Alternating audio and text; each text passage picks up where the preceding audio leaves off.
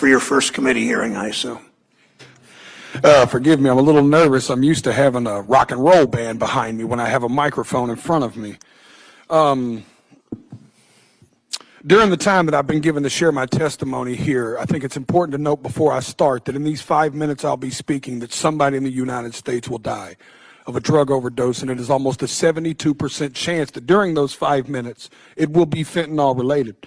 Having started that way, Chairman Brown, Ranking Member Scott, and esteemed committee members, thank you for having me. I know this is a bit of a curveball, but I like a little baseball myself. My name is Jason D. Ford, but to most I am known as Jelly Roll.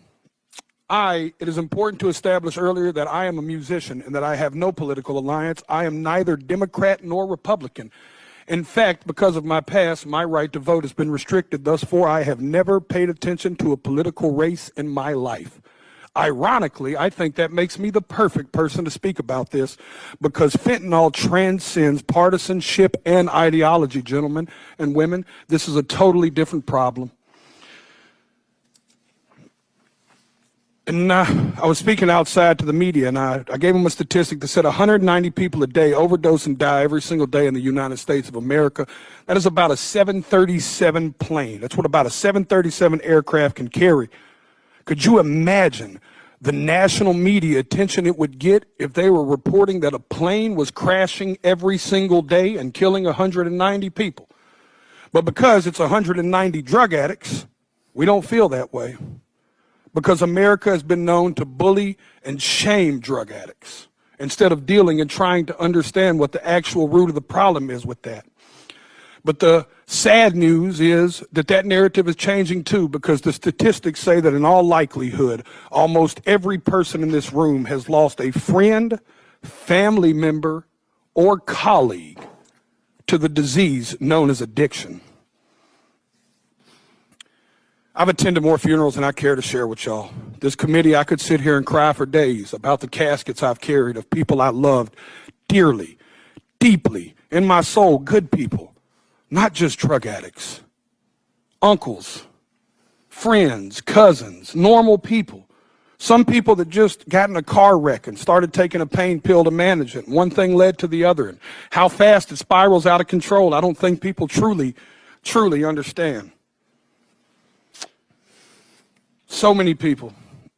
Equally, I think it's important for me to tell y'all that I'm not here to defend the use of illegal drugs. And I also understand the paradox of my history as a drug dealer standing in front of this committee.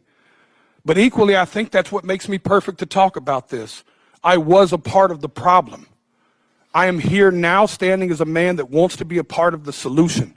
I brought my community down. I hurt people. I was the uneducated man in the kitchen playing chemist with drugs I knew absolutely nothing about, just like these drug dealers are doing right now when they're mixing every drug on the market with fentanyl, and they're killing the people we love. I'll be honest with y'all, my desire is to only get older and only do better and be better. I believed when I sold drugs genuinely that selling drugs was a victimless crime. I truly believe that, y'all. My father always told me what doesn't get you in the wash will get you in the rinse. Now I have a 15-year-old daughter whose mother is a drug addict. Every day I get to look in the eyes of a victim in my household of the effects of drugs. Every single day. And every single day I have to wonder if me and my wife, if today will be the day that I have to tell my daughter that her mother became a part of the national statistics. History repeats itself, gentlemen. Even in the 1990s, crack cocaine had long made its way into my middle lower class neighborhood. And at that moment, even as a teenager, you could have never convinced me in that moment that there would be a far bigger problem on the horizon in the form of a pharmaceutical drug. And then I watched opioids and Oxycontin burst onto the scene. I'm here to tell y'all that fentanyl is going to make the Sackler family look like saints. And I want to let y'all sit with that for a second. It is time for us to be proactive and not reactive. We were reactive with crack, we were reactive with opioids, and y'all are taking the first step at somebody in Senate finally being proactive. I truly believe in my heart that this bill will stop the supply and can help stop the supply of fentanyl. But in part of being proactive, gentlemen and women and ladies, I have to be frank and tell y'all that if we don't talk to the other side of Capitol Hill and stop the demand, we are going to spin our tires in the mud. Y'all are taking the first step, but I encourage you to take it outside of this room and you take it to your colleagues and your constituents and you give them the most that you can. I know I've got a few seconds here, and Senator Brown said I may or may not go over. All I want to say is that I not only encourage y'all to do this, I encourage y'all to take it a step further. At every concert I perform, I witness the heartbreaking impact of fentanyl. I see fans grappling with this tragedy in the form of music that they seek solace in music and hope that their experiences won't befall others. They crave reassurance. These are the people I'm here to speak for, y'all. These people crave reassurance that their elected officials actually care more about human life than they do about ideology and partisanship.